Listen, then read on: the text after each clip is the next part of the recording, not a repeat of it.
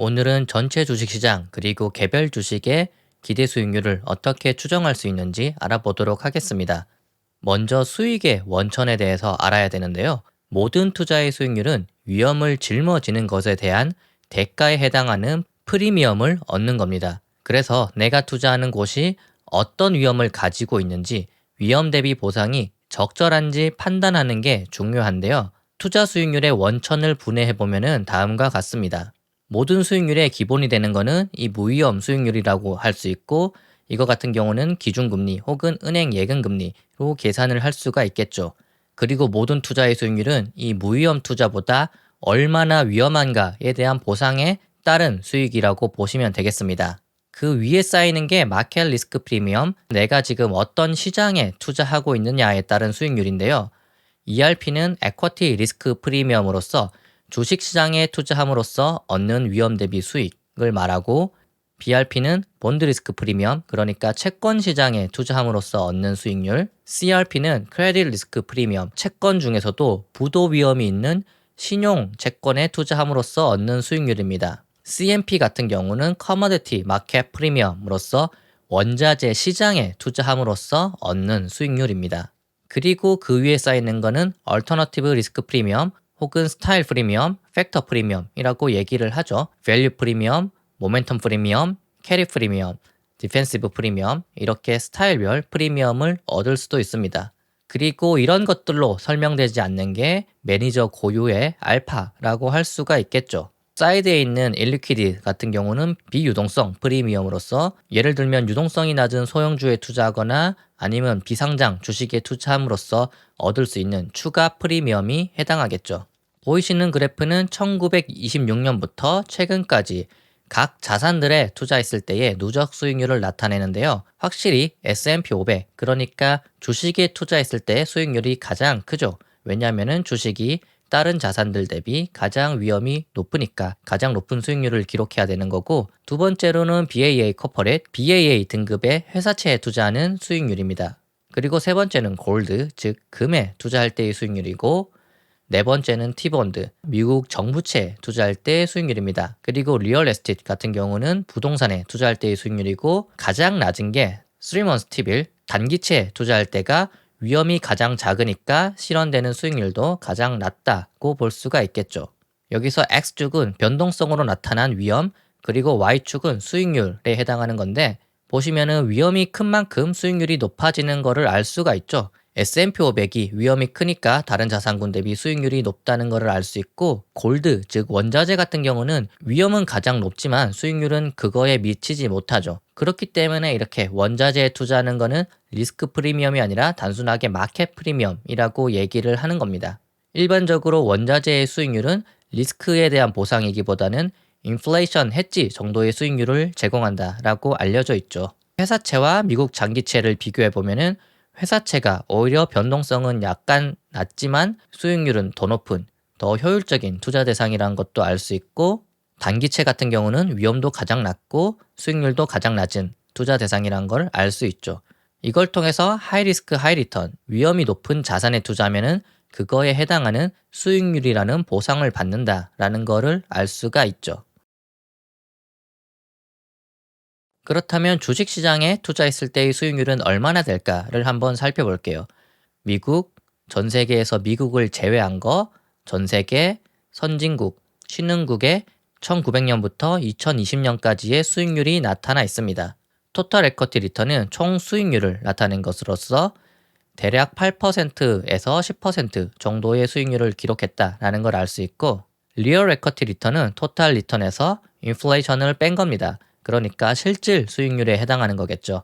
실질 수익률은 대략 4%에서 5% 정도 기록을 했다라는 걸 알 수 있고, ERP는 에쿼티 리스크 프리미엄으로서 현금 대비 초과 수익률을 의미합니다. 은행 예금에 투자하는 것보다 주식시장에 투자함으로써 얻는 추가적인 수익률을 의미하겠죠. 그것도 대략적인 4% 정도 되는 거를 알 수 있고, 에쿼티 본드 프리미엄 같은 경우는 주식 수익률에서 채권 수익률을 뺀 수익률을 의미합니다.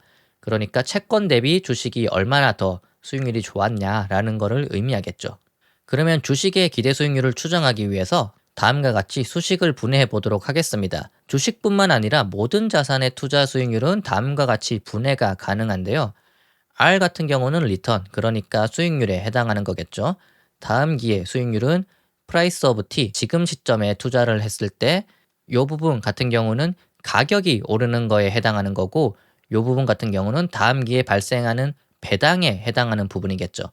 그래서 요거를 분해해 보면은 배당 수익률 부분과 시세 차익 부분, 이렇게 두 개로 쪼갤 수 있습니다.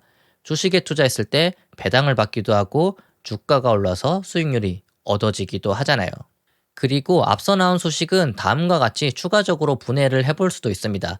수익률은 첫 번째 배당 수익률, 두 번째 배당 성장, 세 번째 밸류에이션 변화, 네 번째 미세 조정 같은 경우는 앞에 2번과 3번에 곱으로 나타낸 부분이거든요. 이걸 통해서 미국의 역사적 수익률을 분해해 보면은 미국의 경우 역사적으로 배당 수익률은 대략 3.9% 정도가 나왔습니다. 그리고 배당 성장은 4.6% 정도 증가를 했고, 밸류에이션 변화, 미국 시장의 밸류에이션은 과거 대비 2.4% 정도 비싸졌습니다. 미세 조정 부분은 약 0.15% 정도 되고요. 여기 값을 다 더해주면은 미국 시장의 1926년부터 2013년까지 실제 수익률은 대략적으로 11%가 나왔으니까, 이런 식으로 수식에 맞춰서 수익률을 분해하는 것과 실제 수익률이 거의 비슷하다라는 것을 알 수 있고, 이러한 점을 이용하면은 향후 배당 수익률, 향후 배당 성장, 향후 밸류에이션 변화가 어떻게 되느냐에 따라서 향후 기대 수익률을 추정할 수도 있겠죠. 이런 식으로도 기대 수익률을 추정할 수 있습니다. 만약에 주식시장 혹은 개별 주식이 굉장히 성숙한 경우에는 명목 기대 수익률은 이율 그리고 인플레이션의 합으로 구성됩니다. 이율 같은 경우는 흔히 퍼의 역수라고 생각하시면 되겠죠. 그리고 양변에서 인플레이션을 빼주거나 나눠주게 되면은 인플레이션이 조정된 이율, 그러니까 퍼의 역수는 미래의 실질 기대 수익률을 측정하는 척도로 사용할 수도 있습니다. 이렇게 미래 시점의 넷인컴을 인플레이션으로 조정해 준 다음에 그거를 현재 시점에 프라이스로 나눠주게 되면은 실질 기대 수익률이 된다라는 거를 알 수가 있죠. 이러한 지표가 미래의 수익률을 실제로 예측하는지 한번 살펴볼게요.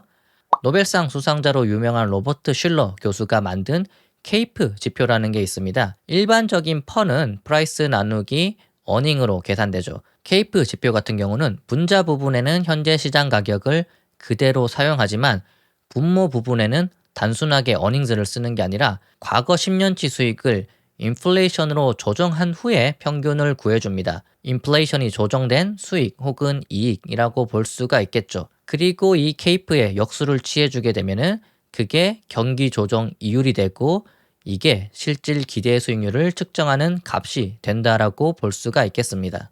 여러 연구 결과에 따르면 실제로 케이프 지표는 향후 10년 수익률을 예측하는데 뛰어난 것으로 알려져 있습니다. 케이프 지표와 미래 수익률 간은 음의 상관관계, 반대로 이율과는 양의 상관관계가 있다고 알려져 있고, 케이프가 높을 때 투자하면은 미래 수익률은 낮고, 케이프가 낮을 때 투자하면은 미래 수익률은 높다라고 알려져 있습니다. 이거 같은 경우는 우리가 앞서 살펴본 수식분에서 3번 밸류에이션 변화와도 관계가 있는데요. 케이프 지표가 높다라는 말은 지금 주식시장의 밸류에이션이 높다라는 것을 의미하겠죠. 그런데 밸류 같은 경우는 일반적으로 평균으로 회귀하는 성격이 강하기 때문에 밸류에이션이 평균으로 회귀하는 과정에서 손실이 발생하기 때문에 수익률을 낮추게 된다고 볼 수도 있습니다. 배당 수익률과 배당 성장 부분에서 플러스가 나긴 하지만 밸류에이션 변화 부분에서 마이너스가 나기 때문에 미래 수익률이 낮아진다라고 볼 수도 있겠죠. 이거 같은 경우는 실제로 한 시점의 케이프 지표와 그 시점 기준으로 향후 10년 동안의 주식 수익률을 측정한 건데, 케이프 지표가 높으면 높을수록 향후 10년 동안의 수익률은 낮았다는 걸 알 수 있고, 케이프 지표가 낮으면 낮을수록 향후 10년 동안의 수익률은 높았다라는 거를 알 수가 있죠. 그러면은 이런 케이프 지표를 통해서 실질 기대 수익률은 어떻게 측정할 수 있느냐? 여기 홈페이지를 들어가시면은 미국 시장의 슐러 케이프 지표가 나와 있거든요. 지금 현재 기준으로는 29.15가 나와 있으니까 이거의 역수를 계산하면 대략 3.44%가 나오죠. 향후 5년에서 10년 정도 미국 주식시장의 실질 기대 수익률은 연간 대략적으로 3.44%가 되겠다라는 거를 알 수 있고, 여기다가 인플레이션을 더해주면은 명목 기대 수익률을 계산할 수가 있습니다.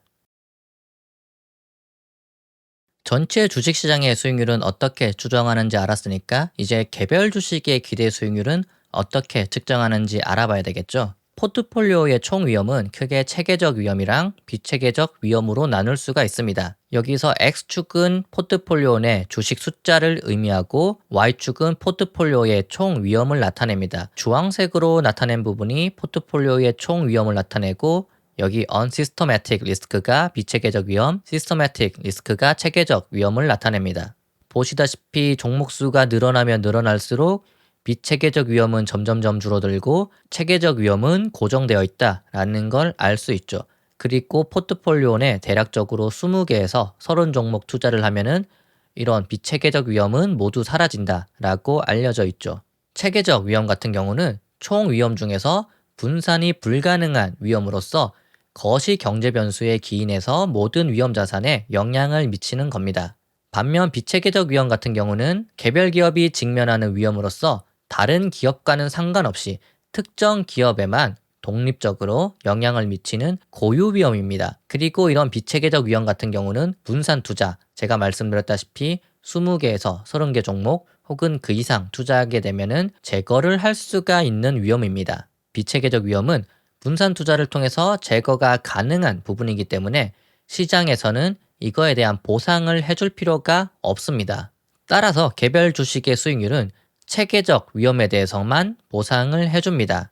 그리고 주식의 수익률에 가장 직접적인 영향을 미치는 요소는 아무래도 전체 주식시장 앞서 살펴봤던 주식 위험 프리미엄에 해당하겠죠. 따라서 체계적 위험, 개별 주식이 전체 주식시장에 얼마나 영향을 받는가를 계산하면은 개별 주식의 기대 수익률이 계산 가능합니다. 개별 주식의 기대 수익률 계산을 위해서 잠깐 통계를 살펴보도록 할게요. 통계학에서 회귀 분석이란 독립 변수와 종속 변수 사이에 함수적 관계를 나타내는 회귀식을 구하고 독립 변수의 특정한 값에 따른 종속 변수의 값을 예측하는 방법이잖아요. 그래서 일반적으로 독립 변수는 X축에 해당하고 종속 변수는 Y축에 해당하죠. 그래서 독립 변수는 다른 변수에 영향을 주는 값이고 종속 변수는 독립 변수로부터 영향을 받는 값에 해당하죠. 여기서 보시면은 독립 변수 x가 얼마나 커지거나 작아지냐에 따라서 y축에 해당하는 종속 변수가 커지거나 작아지게 되고 그 정도를 나타내는 게 여기 직선의 기울기 혹은 회귀식에서는 베타에 해당하는 값이겠죠. 이걸 그대로 주식시장에 적용을 할 수도 있습니다. 앞서 말씀드린 대로 제거 가능한 비체계적 위험에 대해서는 기대 수익률을 계산할 때 고려하지 않거든요. 그리고 체계적 위험, 즉 시장에 대해서 얼마나 개별 주식이 민감하게 움직이느냐에 대해서만 보상을 해주면 됩니다. 이런 관계를 나타낸 게 바로 CAPM, Capital Asset Pricing Model이라고 하는데요. CAPM을 간단하게 말하자면 개별 주식의 수익률은 주식시장의 변화에 얼마나 민감한가로 결정됩니다. 그리고 이 얼마나 민감한가가 베타의 크기에 해당하겠죠. 요걸 수식으로 나타낸 게 이 부분인데 이거는 우리가 앞서 살펴봤던 회귀식과 거의 동일하다고 보시면 됩니다. 여기서 종속 변수 즉 Y에 해당하는 게 expectation RI 개별 주식의 기대 수익률 빼기 RF 무위험 수익률이죠. 이 부분 같은 경우는 개별 기업의 무위험 수익률 대비 초과 수익률에 해당하는 부분이겠죠. 그리고 X축 독립 변수에 해당하는 거는 시장 수익률 빼기 무위험 수익률이니까 주식 시장이 무위험 수익률 대비 얼마나 초과 수익률을 기록하느냐에 대한 부분이겠죠. 그리고 그 민감도에 해당하는 부분이 여기 베타에 해당하는 부분입니다. 즉 베타가 큰 주식은 수익률이 움직이면은 훨씬 더 많이 움직일 거고 베타가 작은 주식은 주식 시장이 움직여도 별로 움직이지 않게 되는 거겠죠. 이거와 관련된 전통적인 논문이 크게 3개로 구성되어 있는데요. 요 3가지 논문을 줄여서 각각 앞글자를 따서 SLB라고 얘기를 합니다. 이 SLB 3개 논문의 요약을 해보자면 주식에 대한 기대 수익률은 시장 베타와 선형함수다. 시장 베타가 커지면 커질수록 개별 주식의 기대 수익률은 커지고 베타가 작아지면 작아질수록 주식의 기대 수익률은 작아진다. 두 번째, 시장 베타가 기대 수익률의 횡단면을 설명하는 데 충분하다. 개별 주식의 기대 수익률은 베타만 측정하면 대부분 계산이 된다라는 뜻입니다. 실제로 SLB 논문에 해당하는 69년 이전 샘플을 살펴보면은 여기 로우십 같은 경우는 베타가 가장 낮은 10% 포트폴리오고 E 같은 경우는 10%에서 20%겠죠. 그리고 하이십 같은 경우는 베타가 가장 큰 상위 10% 포트폴리오인데 보시면 아시겠지만 베타가 커지면 커질수록 위험도 커지고 실현 수익률도 커지게 됩니다. 수익률과 베타는 선형 관계를 보인다는 것을 알 수가 있죠. 정리를 해보자면 위험한 자산일수록 수익률이 높고 그 중에서도 주식은 가장 위험하면서도 수익률이 높은 자산에 해당하겠죠. 주식의 연간 명목 수익률은 역사적으로 약 7%에서 10% 정도를 기록했다라는 것을 알 수 있고 주식시장의 기대 수익률은 다음과 같은 방법을 이용해서 추정할 수가 있습니다. 첫 번째, 과거 수익률을 이용해서 그 정도의 수익률이 앞으로도 반복된다라고 생각을 할 수가 있겠죠. 두 번째, 투자 수익률을 분해해보는 방법이 있었잖아요.